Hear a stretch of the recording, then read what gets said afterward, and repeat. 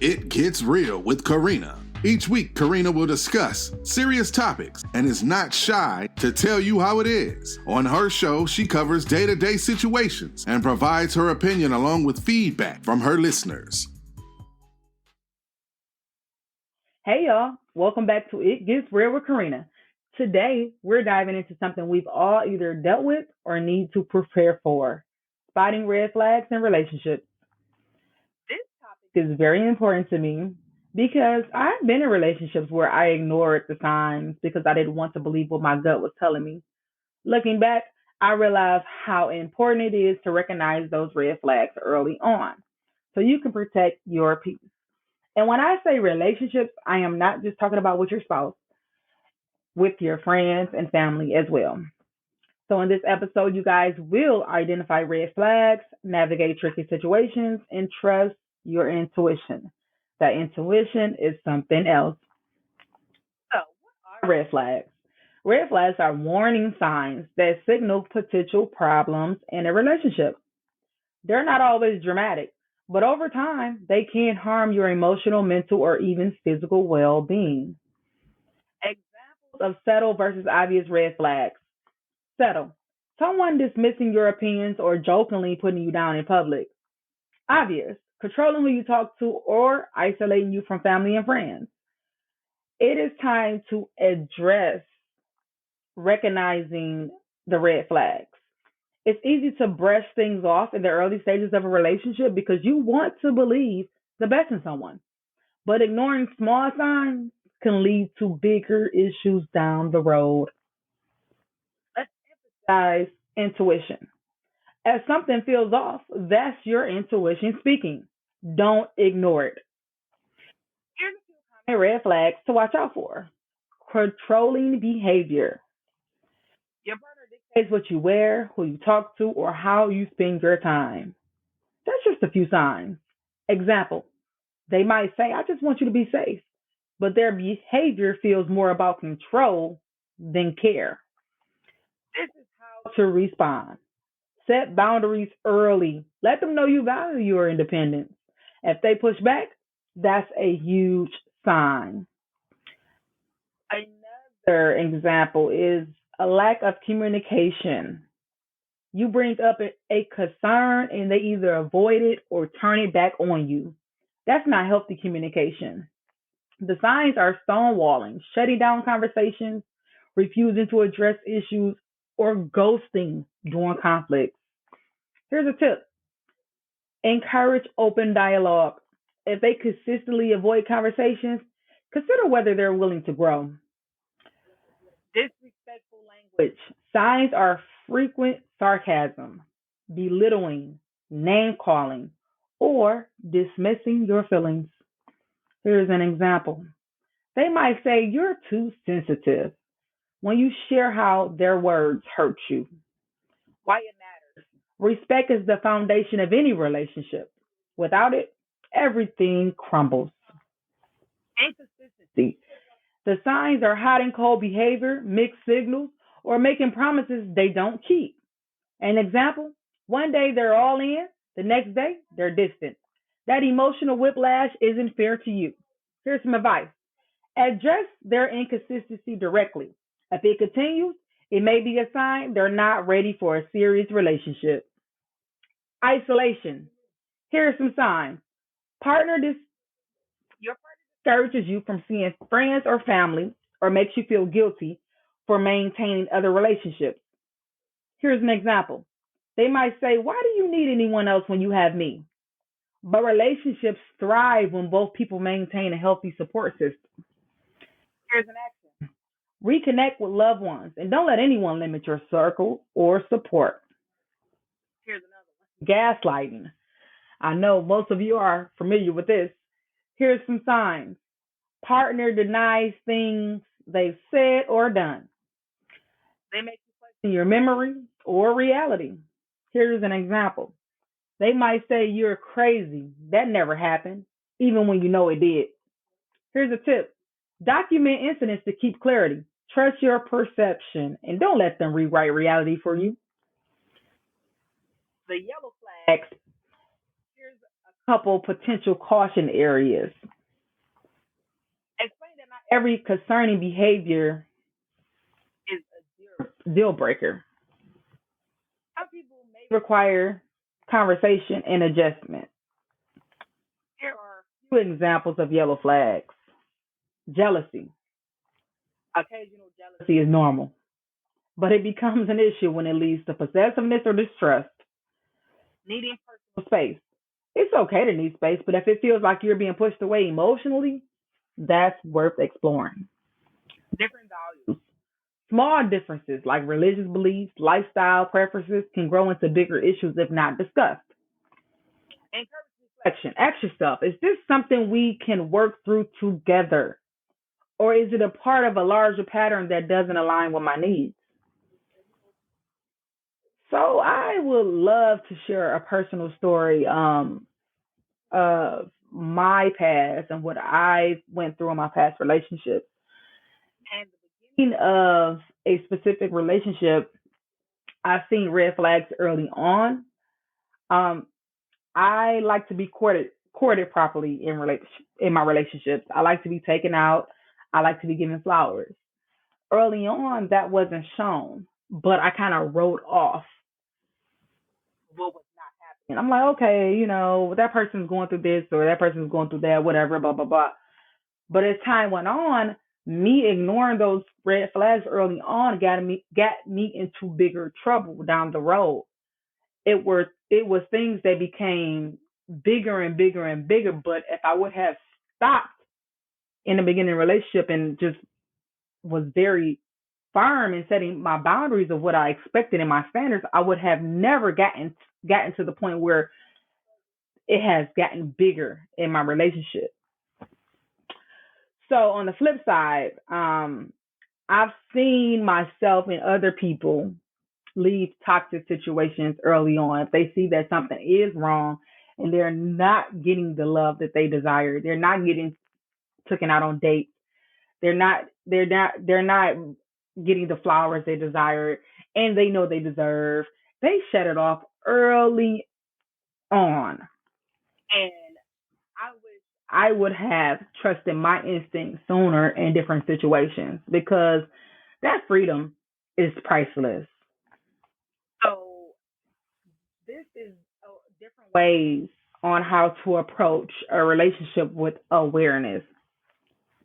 Once again, you're going to keep hearing this word because it's very, very important, and that is trusting your intuition. Your gut is rarely wrong. If you're feeling uneasy, pause and reflect on why. Your self worth. Reinforce. Look, I'm getting tongue tied because I'm really excited about getting into what I'm talking about, y'all. Reinforce that listeners deserve respect, y'all. Like trust and kindness. Like y'all deserve respect. Like I can't even talk about that as much as I want to. But as women, as even men, not just women, men and women, you guys deserve so much respect. Okay. I mean, being on the side that is understanding and you're listening to your partner and you're trying to be that go-to person and you're trying to make things right, you deserve respect. You know, being I'm a people pleaser, y'all. I'm a recovering people pleaser, and I'm trying to come out of that. I do have a therapist at the moment, and she's been my therapist since I want to say February of this year, and she has been guiding me through my people pleasing phase, and I am slowly but surely recovering, and I can honestly, firmly say that I am growing and I am getting somewhere in this journey, and I'm very excited about it. So when you are a people pleaser and you have to get to a point where you are owning it. Like you are really owning who you are and what you are and you're willing to accept it and grow from it. Because if you're not going to be honest about what is wrong with you, it's just not going to work. You are not going to grow. You're not going to be able to become a better person. So we have to be honest with who we are. If you are a narcissist, be honest with yourself. I'm a narcissist and I'm trying to become better. I am a recovering narcissist. If that's who you are, own it. I am a recovering alcoholic. If I'm a recovering alcoholic, I'm going to own it. I'm not saying this is what I am, y'all. I'm just saying if this is y'all issues, then own it and recover from it and grow from it. Because at the end of the day, everybody is something. Everybody is a recovering something because nobody is perfect. But in order to grow and become a better person, you have to own it and say what you are and live in your truth. And that's the only way that we can grow. You can grow within living in your truth. So another way to approach a relationship with awareness is setting boundaries.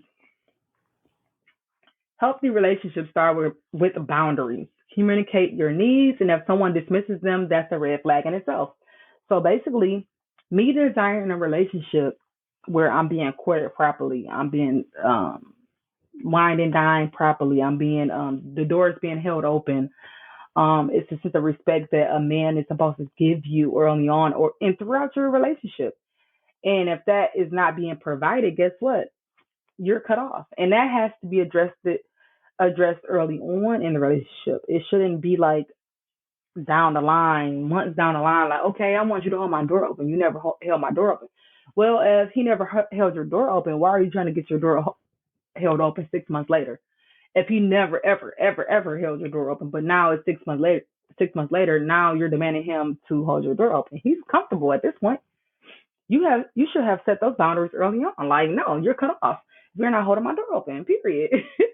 And also support system. Encourage yourself to lean on trusted friends or family for perspective. Like it's nothing wrong with talking to someone that you love. And if your partner feels like it's an issue because you're talking to someone, your friend or your family about what's going on, about your uneasiness, then maybe you need to look at that as a red flag. I'm not saying tell your friends and family all y'all business, but okay to get advice. Like if you can't go to them and just get a little advice about what you're going through, then maybe something they're trying to hide on their end, and that's the reason why they don't want you to go to friends or family. And once again, that's a huge red flag. And will stop it right then and there. If that was me, and they would be like, "Oh no, you're always going to such and such. You don't need to be going to such and such." I'll be like, "Wait, hold up, cut." So yeah, red flags are very, very huge. They're major, and like I said, it's not just relationships; it's friendships and family. Sometimes you can be the go-to person as far as money, advice, but when you're needed, but when you're in need, they're not there. So let's be very careful and mindful for that as well, because that's a red flag. If the friendship is always one sided and you can never go to them for anything, then red flag. They need to be cut off. And sometimes with friendships, you really don't see that early on because I mean you're just talking, you guys having fun, you're not really needy at that point. But in some instances, you do see friends who are needy early on, and then that's the major red flag where you need to cut them off really, really quickly. It should be a two-way street when it comes to any relationship. If I offer you advice, I should be able to come to you for you money. I should be able to come to you for money. If I offer you peace, I should be able to come to you for peace. So I want it to be a two-way street. So going forward, let's allow our friendship, our relationship, our family to be a two-way street. In this season, we should be able to embrace the loyalty that comes with having great friends, great family, and great partners. We should never be pressed about being the only one. Our cup should always be filled. If our cup is not filled because people are coming to take out of our cup, then it's time to let go of the people who are draining us. It's time to let go of the people who are only taking what's in our cup and filling theirs and not filling our cup back. It's not okay to be drained all the time and not feeling full. So if you're in a space where you're feeling so drained and you're not feeling full, it's time to reassess the situation. It's time to go back to the drawing board. It's time to go in front of that mirror and speak life into yourself. It's time to go in front of that mirror and start filling your cup up until it overflows. And even when it overflows, keep filling your cup, keep filling your cup, keep filling your cup. Because it's a time, place, and a season to where you need to love on yourself. And most of the time, you need to be loving on yourself 365 because you should never be at the bottom. Always put you at the top. And a lot of times we put ourselves at the bottom so other people can be at the top. Once again, I'm a recovering people pleaser, so I've done it plenty of times, friends, family, and spouses. I've given when I didn't even have anything to give. And guess what? After all of that giving, people have said, oh, I didn't ask you to give. Oh, you only gave it to me twice. You only gave it to me twice. You only gave it to me three times. It does not matter. I gave, you were never appreciative about what I gave. That's a red flag. So let's just be mindful of what we allow into our space and into our life, y'all. We only got about, I want to say, maybe 38 days left of 2024, maybe 40. But we're getting down to the end, and we do not want to go into 2025 with the same dead weight, with the same anger, with the same issues, and with the same problems. We want to go into 2025 with a full cup. We want to be excited. We want to be in, have peace. We want to flourish. And we just want to just be happy. And we want people around us who are replicas of what we put out. If I put out peace, if I put out happiness, if I put out love, I want to my friends and my family and my spouses to put out the same thing.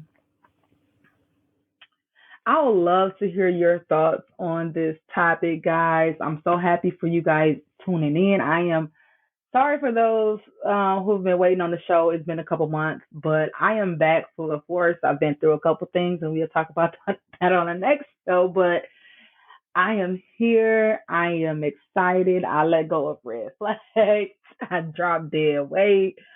Um, and I just want to encourage self love because that is the main thing that is actually going to get us through this thing called life. And when you feel like the weight of the world is on your shoulders, just know that God is there to pick the weight of the world off of your shoulders and make you whole again. It's okay to fall down as long as you don't stay down.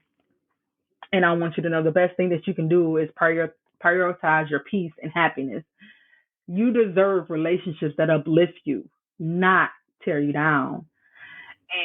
And I know that if you keep the faith, if you stay faithful to God, stay faithful to yourself, and keep working hard, that everything that you truly desire will come to pass. So I would love to hear your thoughts on this topic. Share your experiences with the hashtag It Gets Real with Karina on all social media platforms. You can also shoot me a text and let me know how you like this show. And if you have any topic ideas for the next show, don't forget to subscribe, leave a review, follow me on social media, share this episode with someone who might need it, and just have a fantastic day. And I hope you guys can use some of the suggestions that I've given you on this show. I hope you have a blessed day. Bye bye.